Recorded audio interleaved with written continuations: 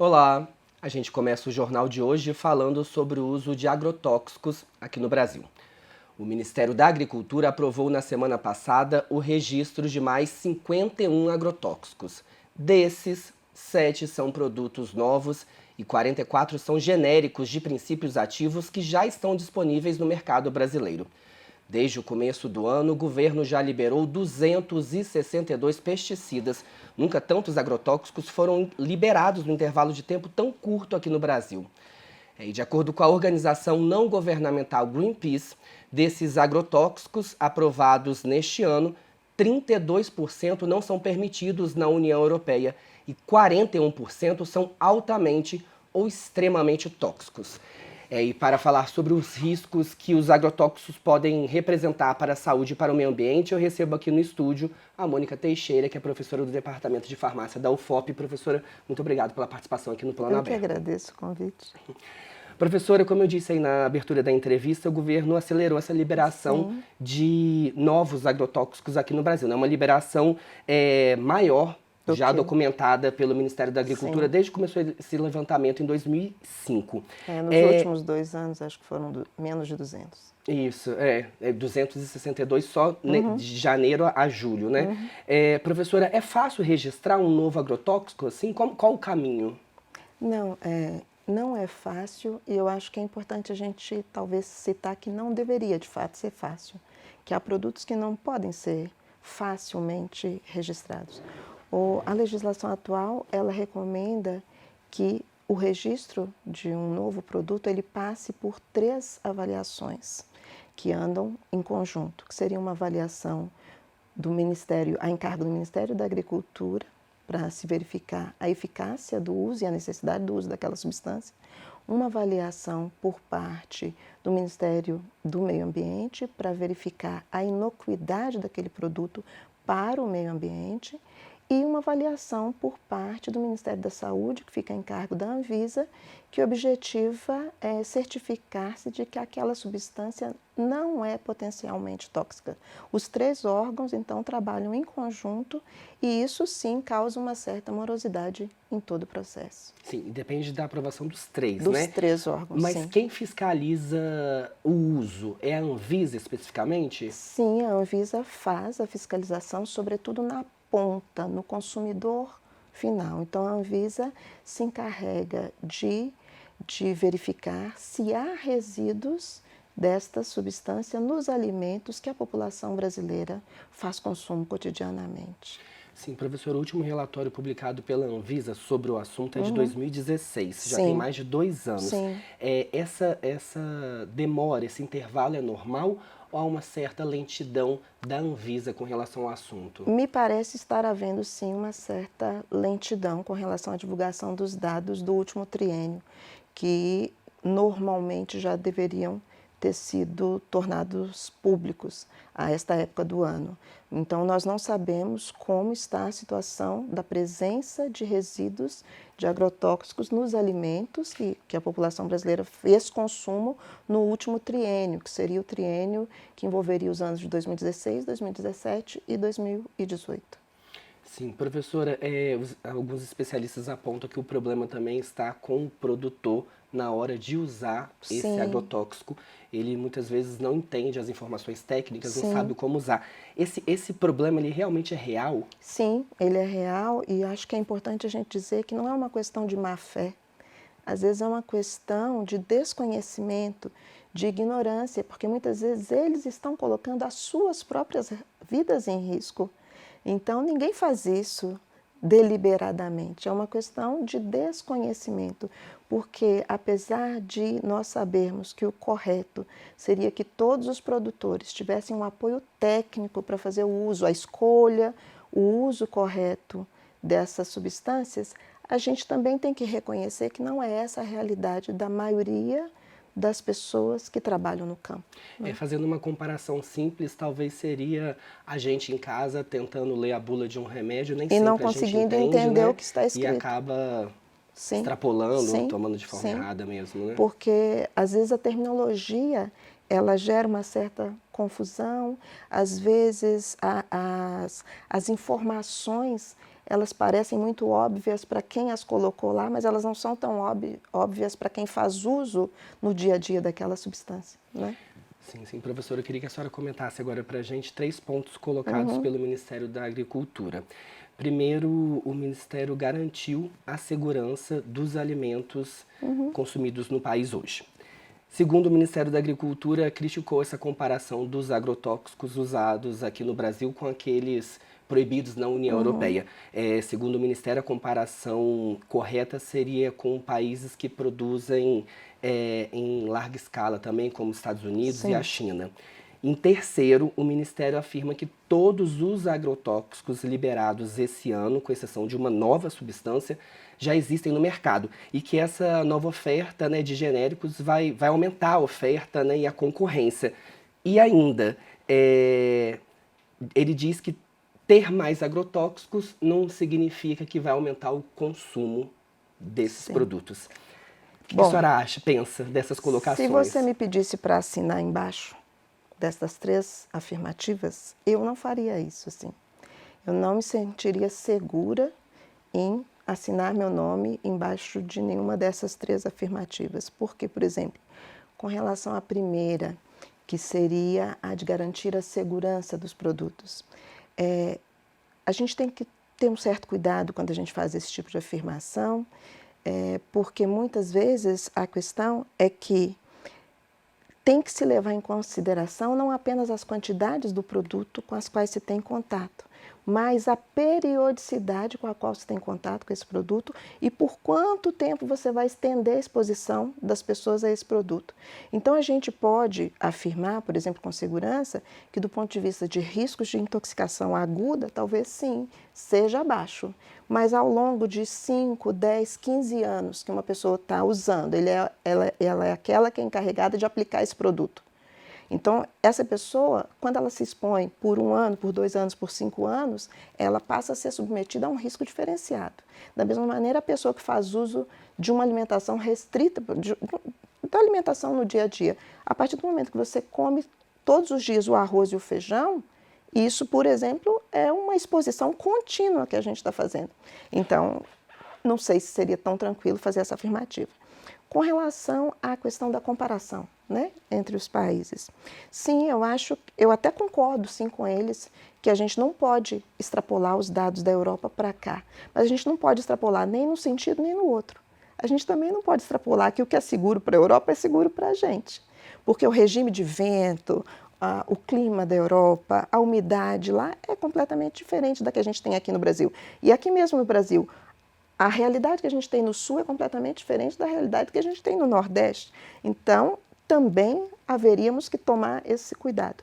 A terceira afirmativa seria com relação que o aumento ao aumento da disponibilidade de... Sim, e ao uso de genéricos. Isso. Aí eu vou responder como farmacêutica, por exemplo. Porque como farmacêutica a gente sabe que, apesar de uma determinada substância ativa ser considerada pouco ou muito tóxica, dependendo de como ela é misturada a outras para originar um medicamento, isso pode se alterar. E aí vem a questão do genérico. Você tem o produto de referência. Esse produto tem uma composição definida. Quando você vai lançar um genérico, você não é obrigado a manter a mesma composição. Então, a associação dos adjuvantes de uma preparação com a substância ativa podem resultar num produto que vai ter uma atividade diferente. Então, também é difícil a gente garantir isso. Então, requer novos estudos com relação a esse novo produto, seriam necessários, porque aí o que está garantido é que a substância ativa não é tóxica. Mas ela, quando for transformada num produto, não necessariamente continuará sendo pouco tóxica, por exemplo. Pode-se, em alguns casos, você tem alterações na atividade das substâncias ativas quando você as transforma em produtos, sejam medicamentosos ou agrotóxicos, o que for. Sim, professora, foi regulamentado agora também recentemente, dia 23 de julho também, o novo marco regulatório. Sim. Com relação à classificação e uso desses agrotóxicos, né? Eu queria que a senhora comentasse um pouco esse novo marco, o que muda? A gente estava conversando até um pouco a respeito disso anteriormente. esse documento é muito recente. Eu fiz uma leitura rápida dele, então também eu gostaria de deixar claro aqui que eu fiz uma leitura bem rápida dele. Nem tudo é ruim nesse documento. Eu acho que uma questão bem posta nesse novo documento é a questão relativa à padronização do rótulo desses produtos. Então, esse novo marco, ele escolheu, inclusive, para facilitar justo a vida daquela pessoa que está lá no campo usando o produto, eles escolheram, por exemplo, na verdade, agora esse novo marco, ele define que os rótulos dos agrotóxicos deverão conter informações coloridas. Então, o vermelho são os agrotóxicos mais tóxicos, o verde, o amarelo, os medianamente tóxicos, e o azul e o verde, aqueles menos tóxicos. Agora, o que aconteceu também foi uma reclassificação. Então, produtos que antes eram considerados muito tóxicos, hoje tiveram essa questão ligeiramente abrandada, digamos assim. Eles foram reclassificados e aí você tem um número menor de agrotóxicos extremamente tóxicos dentro do critério adotado neste documento. Ele é novo e, na verdade, ele é bem recente, né? Ainda precisa ser analisado com calma, com realmente. calma ainda, professora, objetivamente, assim, se é que a gente consegue ser objetivo nesse sentido, quais os impactos desses agrotóxicos para o meio ambiente e para a saúde, para a nossa saúde? Então, é muito complicado a gente imaginar o que pode vir a acontecer com uma gama tão grande de produtos sendo liberados no meio ambiente, porque aí nós temos duas questões que são relevantes do ponto de vista ambiental. Uma é a substância em si, ela sozinha, que riscos ela pode representar. Outra é esta substância em associação a diversas outras. O que pode ser gerado no ambiente quando elas começarem a reagir entre si. E isso a gente não tem como prever.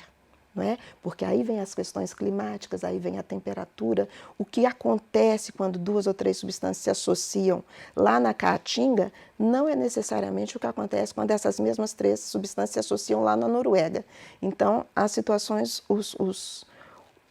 são absolutamente diferentes. Essa é uma questão. Outra questão é que, por exemplo, nessa lista que foi liberada mais recentemente, dia 22, você tem 6 inseticidas que foram liberados, cuja substância ativa, que é o sulfoxaflor, ela já foi comprovadamente relacionada à mortandade, por exemplo, de abelhas, de insetos polinizadores.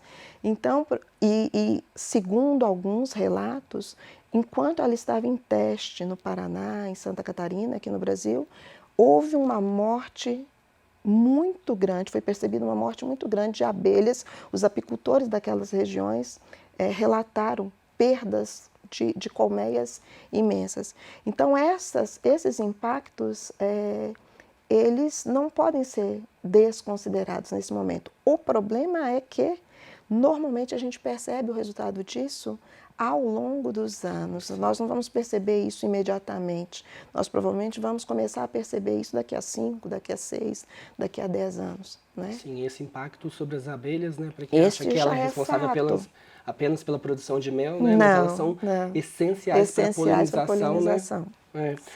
Professora, e o consumidor, nós pobres casa, consumidores. Conseguimos identificar esses produtos? Não, infelizmente não. Não. Alguns alimentos são reconhecidamente mais contaminados, mas também é bom a gente falar que no último relatório, o vilão que era o tomate ou o vilão que era o morango, ele foi quase inocentado. Né? No último relatório, a abobrinha, o abacaxi, a laranja estavam numa situação de contaminação podemos dizer pior do que mais alta do que esses outros alimentos. O que nós consumidores podemos fazer é lavar bem os alimentos, retirar as cascas sempre que possível, cozinhar os alimentos sempre que possível. Mas a gente sabe que há alimentos, ninguém vai cozinhar alface. Então nós temos que lavar bem lavado, em água corrente em abundância. Podemos usar compostos como a água sanitária ou mesmo o bicarbonato de sódio dissolvido em água para fazer essa higienização do produto. Outra coisa que nós consumidores também podemos fazer é evitar consumir o produto logo que a gente o compre, se isso for possível. Porque entre a data de aplicação do agrotóxico e a data da colheita e comercialização, há que haver um intervalo de tempo que é considerado um tempo de segurança. Só que às vezes a gente não sabe, quer dizer, a gente não tem certeza que o produtor tomou esse cuidado. Então, uma medida que nós consumidores poderíamos fazer seria respeitar uns dias entre a data que a gente comprou e a data que a gente vai fazer uso. Então, isso vai depender de alimento para alimento, mas assim, geralmente, esse intervalo de segurança é da ordem de 7 dias. Dá uma amenizada no Dá efeito uma amenizada, do agrotóxico, é isso? exatamente, exatamente. Então, por exemplo, eu na minha casa, eu só compro tomate verde. Eu nunca compro tomate maduro. Eu espero ele amadurecer na minha casa. Sim. Porque aí eu estou resguardando, como se fosse um resguardo, aquele resguardo antigo, né? Eu mantenho o meu tomate em resguardo, em quarentena na minha casa por 3, 4, 5 dias, considerando que ele foi colhido há uns 3, 4 dias antes dele ter sido comercializado, então eu já garanti os 7 dias. Sim, sim. Professora, a agricultura orgânica também é uma alternativa, Também seria né? outra alternativa, buscar outras fontes, né? Outras fontes de alimento. O ideal seria que nós conhecêssemos os produtores, né? Mas isso nem sempre é possível. Sim, verdade. Professora, muito obrigado pela Obrigada participação a vocês. aqui no Plano Aberto. Obrigada a vocês, espero ter colaborado. Com certeza, obrigado.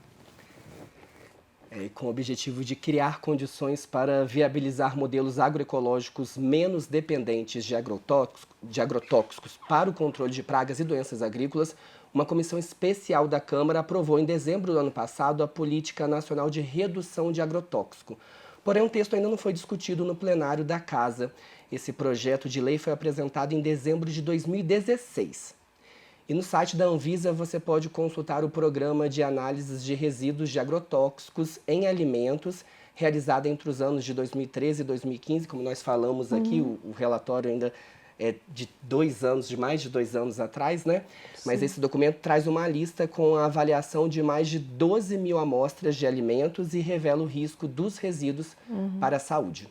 É só acessar portal.anvisa.gov.br.